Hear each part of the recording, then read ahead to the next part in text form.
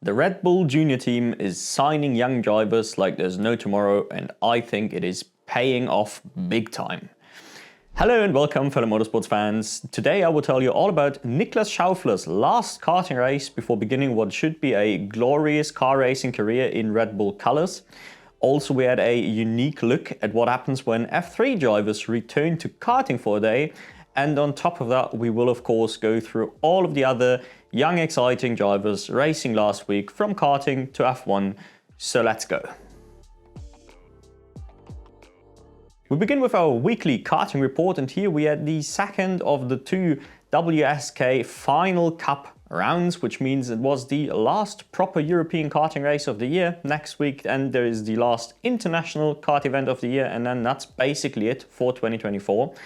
In the mini under 10s, with the youngest guys racing here, we had a very classic sort of mini race with a tight lead group for like the first half, and then the battle escalated, bringing basically the entire pack back together for a chaotic final. In the process, lead contenders Nicolo Perico and Jean Pujol both got dumped, which means yet again we don't have Nicolo Perico on top, a bit of an unusual end to his absolutely stellar 2024. This left David Moscardi to take the win, but really the thing to highlight obviously is the title story here, because Perico's title rival Lorenzo Di Pierantonio also had a bit of a mediocre day, but still just about did enough to keep the title ahead of Perico by finishing P8, so right behind Nicolo Perico on track, but just ahead in the standings. So nice comeback there, and really this is the sort of duel we had anticipated a little more often throughout the year, but Team Baby Race often just wasn't quite up to the task of actually stopping Nicolo Perico and Marc Lemetz in the Energy Course karts. Talking about Marc Lemetz, quick shout out there, because yes, his podium streak did get snapped unfortunately, but he still mounted two insane comebacks both in the pre-final and the final. In the final in particular, going from P30 to P10 is a pretty big achievement in and of itself. And in case you didn't know, these mini races here are only 10 laps, so that's an average of 2 overtakes per lap. Very good run there, I should say. And while his podium streak technically got snapped, he is still P3 in the standings, so he did get to stand on a podium after all. Staying with the mini chassis, but with the slightly older kids in the mini group 3s, we had another Team Baby Race dominated weekend, and to a much greater extent than we saw in the under 10s, because here really the entire final was dominated by Julian Fresnelli and Albert Tam. This left the Italian champion Julian Fresnelli to win the actual title, even though he did at the end concede the on-track win to his teammate Albert Tam, because let's face it, he didn't really need to fight this. He knew he had the title secured by finishing P2 on the road, so it didn't look like he tried particularly hard. Very much the smart choice there from a very young racer. That's always nice to see. On the flip side, our hero of this particular category throughout the year, Daniel Miron Lorente, did his best to charge to the front, but contact then dropped him back down after reaching P3, so he had a very up and down weekend, and therefore his particular fantastic mini campaign ended on a slightly sour note. Nonetheless, obviously the man to beat in the class, and therefore very much the guy we'll be watching next season, because he has now confirmed he will after all be stepping up to OK Juniors. I got confused last week, maybe you remember this. Either way, it was his last week running for Team Driver Race, so he said, so this at least leads me to believe he'll step up to the OK Juniors properly and not the OK NJ class, because then he would probably stay with his old team, I'd assume. Either way, watch out for this man once he steps up to the European stage proper. Speaking about the OK Juniors, here we really had an excellent race to watch. I do recommend going back to check out this one. The Forza Racing streak of dominance has been broken just a little bit, but don't get fooled too much. They still made up the bulk of the top 7 at the end of the day, so while it was a bad weekend for their recent standards, it was still very much an excellent run throughout. We had a couple brilliant sort of runs in the race, even though it was only a 15-lap race. That's how much action you can squeeze into one kart race. First, Tristan Kreischen got a mad start from P8 to the lead in like one corner. Then a bit later, we had the by now sadly almost classic Noah Baglan tries to take the lead moment, which typically doesn't actually end up with Noah Baglan taking the lead. Typically, it ends with him going backwards. That's exactly what happened here. Either way, We did have a great battle throughout. Somehow the battling pair at the front left the door open for Williams Jr. Dean Hugendorn to go through and take the lead in almost dominant fashion at the end. So like I said, pretty action-packed. Go check it out.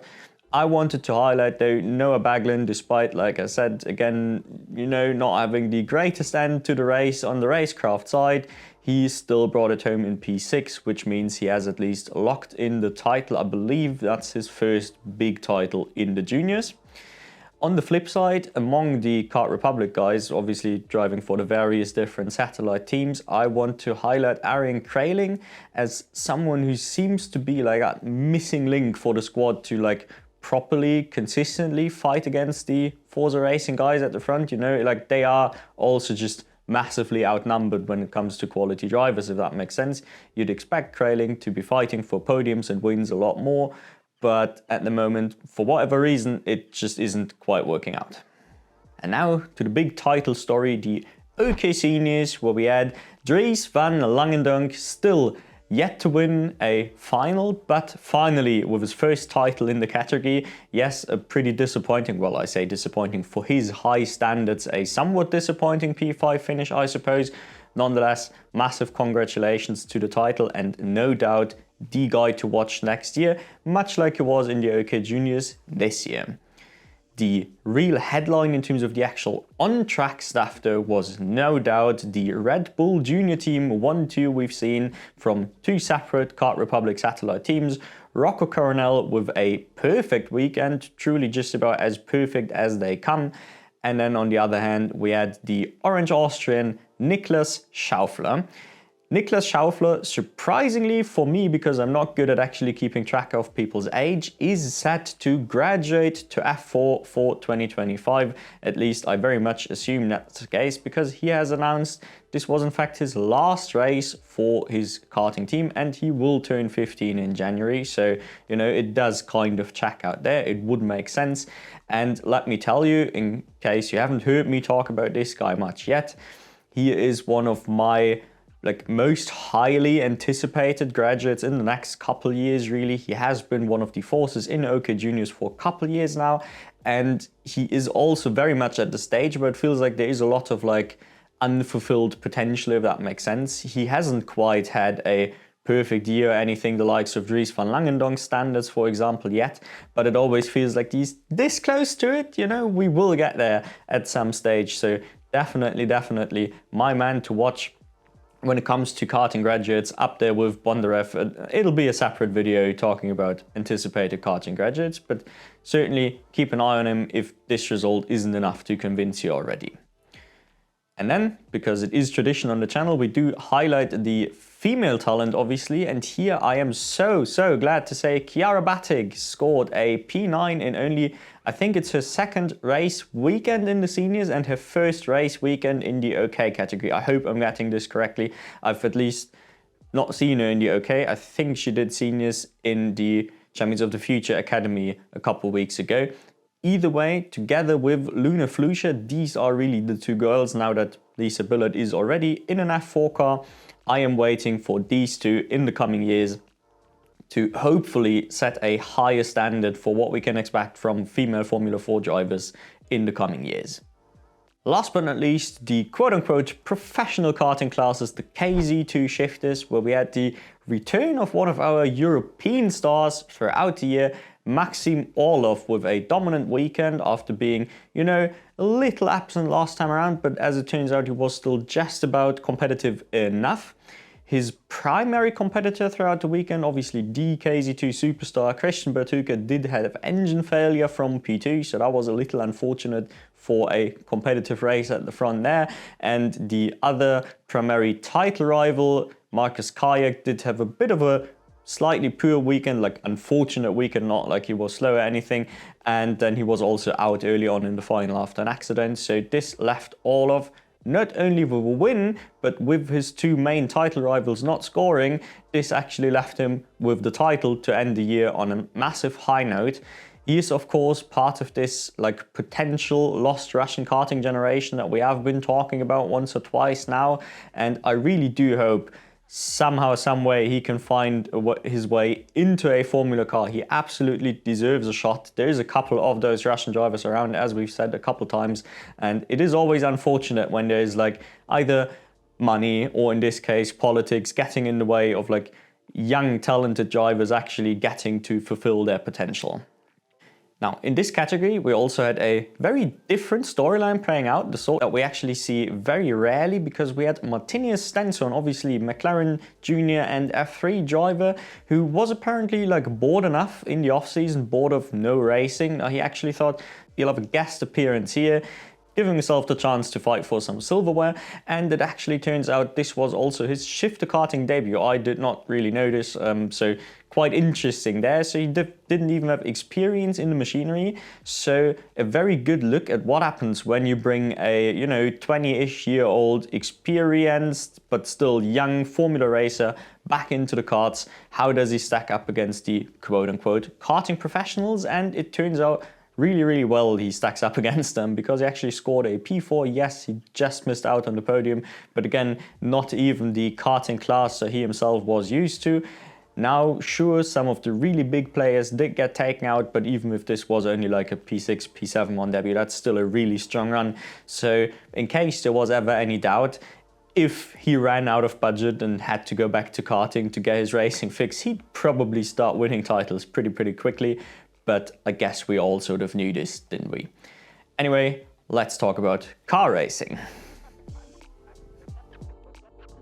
It wasn't all karting action, there was actually some proper F4 racing as well, and primarily we had the Brazilian F4 with Matheus Comparato versus Alvaro Cho, still the predominant duel for the title, both controlling a race throughout the weekend and each making it to the podium in the one the other guy won. So, both very competitive and definitely the sort of duo to beat.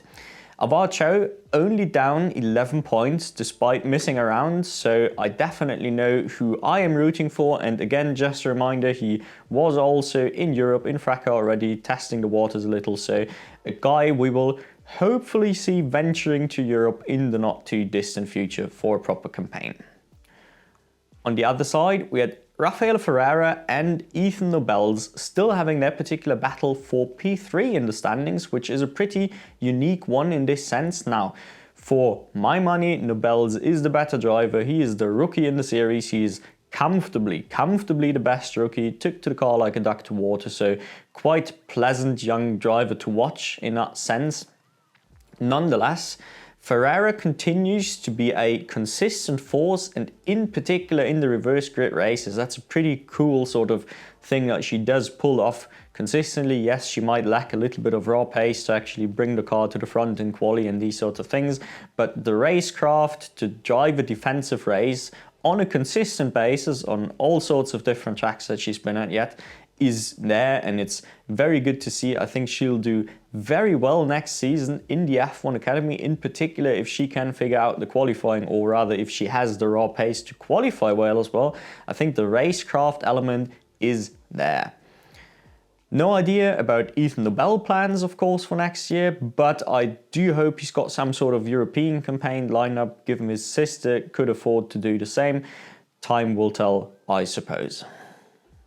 Then, it's the first time we can talk about it on the channel, the NACAM F4, the North and Central American Formula 4 Series, the first broadcast round of the year, as the season opener was part of the F1 weekend, and therefore, as is tradition, somehow the weekend should be like the pinnacle of the series, because it's part of the F1 paddock, is also the one that nobody can actually watch if you don't happen to have F1 tickets.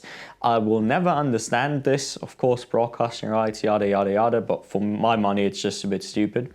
Either way, the broadcast itself is unfortunately still the same poor quality we are used to, so it isn't the worst one out there, but it's not too far off either, so don't expect me to cover every single round of this. If this was a regular sized grid, it would be almost impossible to follow properly with like the lack of proper graphics and everything anyway.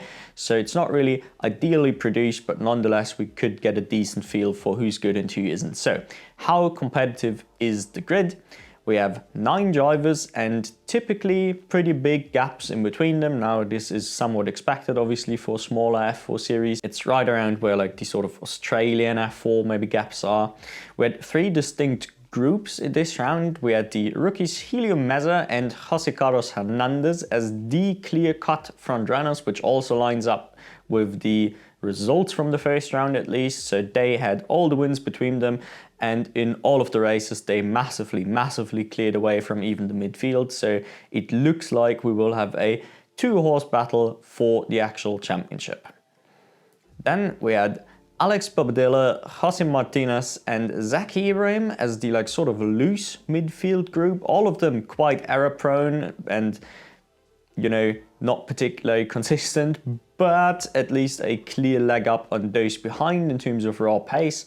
And certainly all of them showed at the very least some sort of potential. So even if the pace gap to the leaders was a little too big this season to make a, you know, like comeback in terms of ability over the year likely, it still seems like, well, maybe one of them can close the gap or something. You know, not all hope is lost, I think is the fairest way of putting this.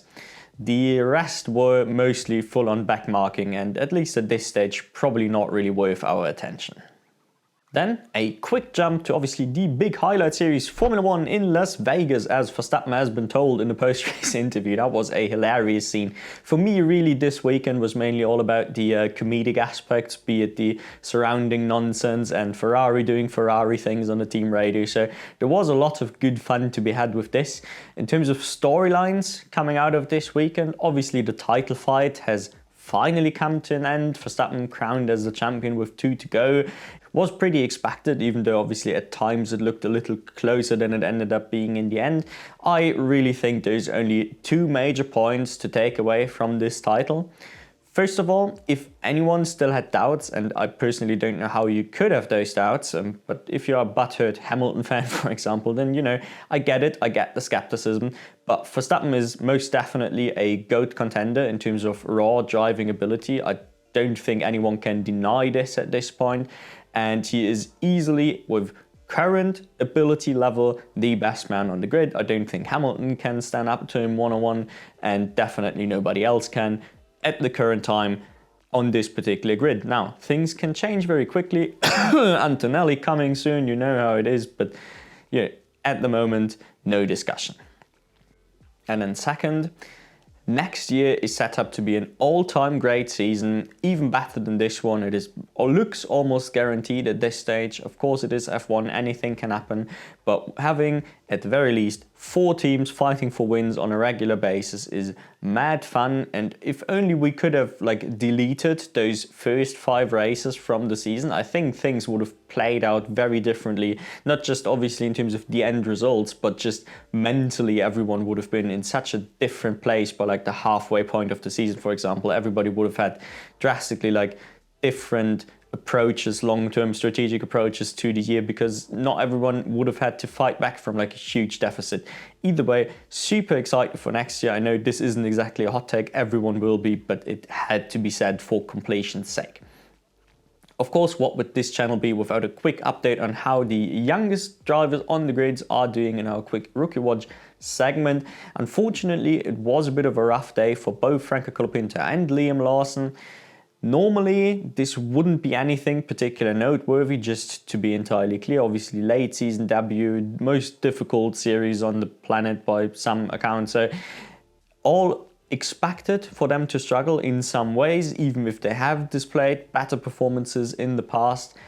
But the reason I am bringing this up is because for Colapinto, this could unfortunately be a super crucial moment. He has cooled off considerably after starting really hot as the like sort of emergency replacement, obviously.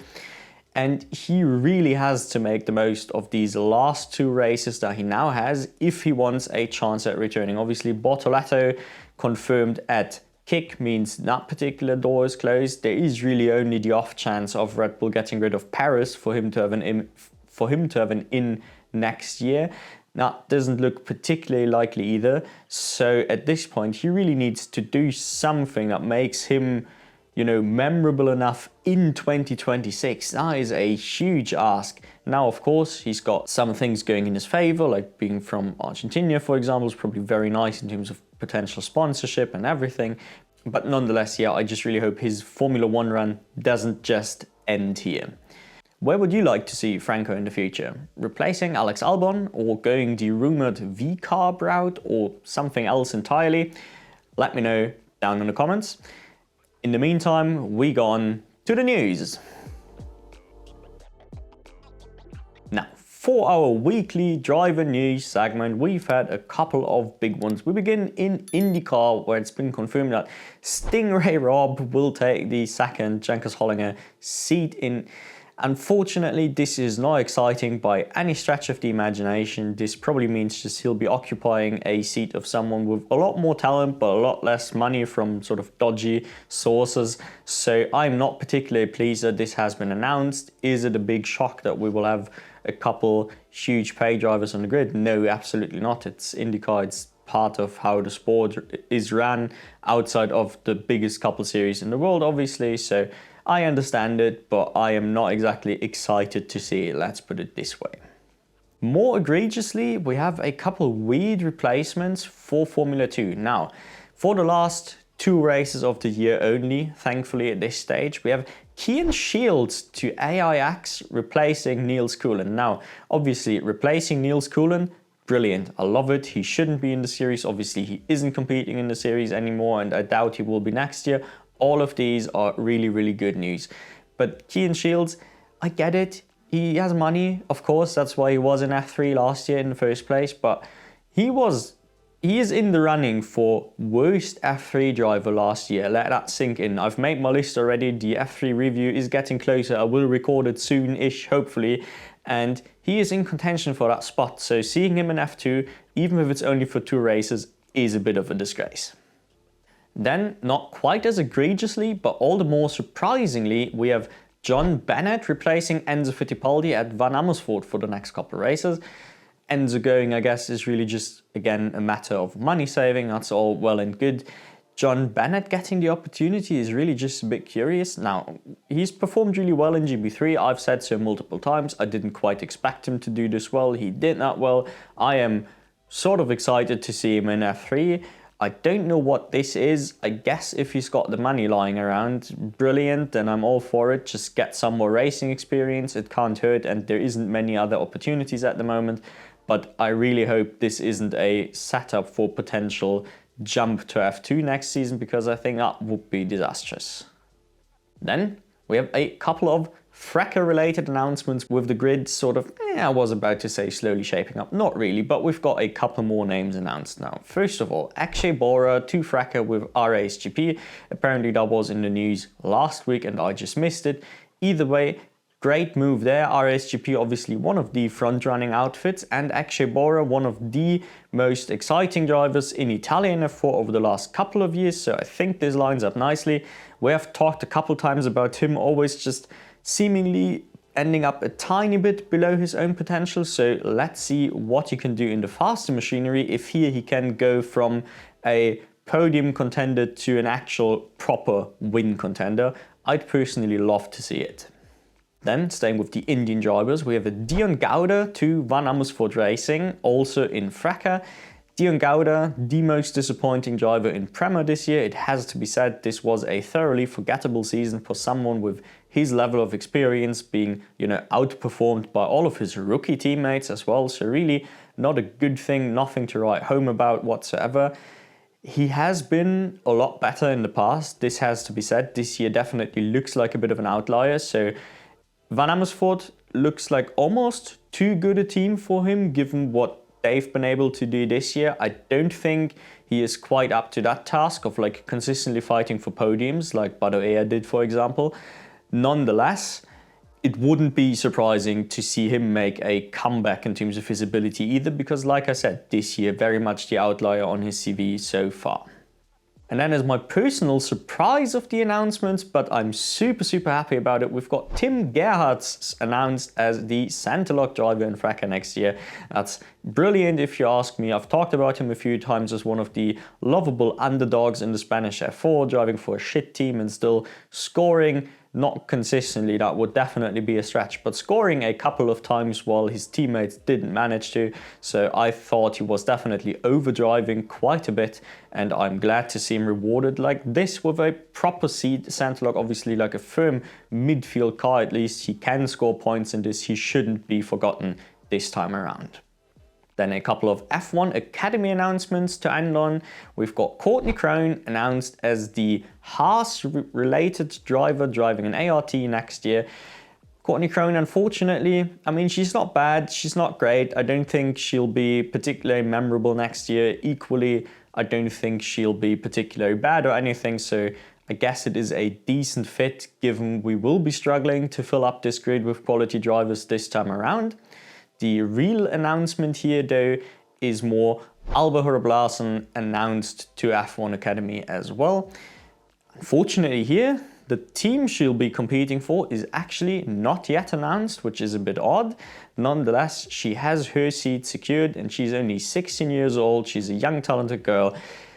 Will she be like a world beater or anyone on like the pulling Dorian Parr level? I don't know, time will tell, but certainly she is exactly the caliber of driver that F1 Academy is really aiming to get into the seats, and hopefully in the next 2, 3, 4-ish years, as the likes of Chiara Batic, Luna Flusha and all the other karting girls that we do talk about and the ones we don't talk about, once they graduate, these are the sorts of people that should make up the bulk of this grid. Anyway, that was it from me. As always, it's been quite a lot, so you are more than welcome to leave me all of your opinions down in the comments about all the things we've discussed. And as an additional little thing this time around, I want to throw out a question. How do you guys feel about a podcast? Because last week we've been asked if this video could also be uploaded in podcast form for people listening on their way to work, for example. So is this something you would be interested in? Does an audio-only video actually help you? Please let me know down in comments so I can assess whether it be worth my time really. Anyway, I thank you all for watching and I hope to see you in the next one.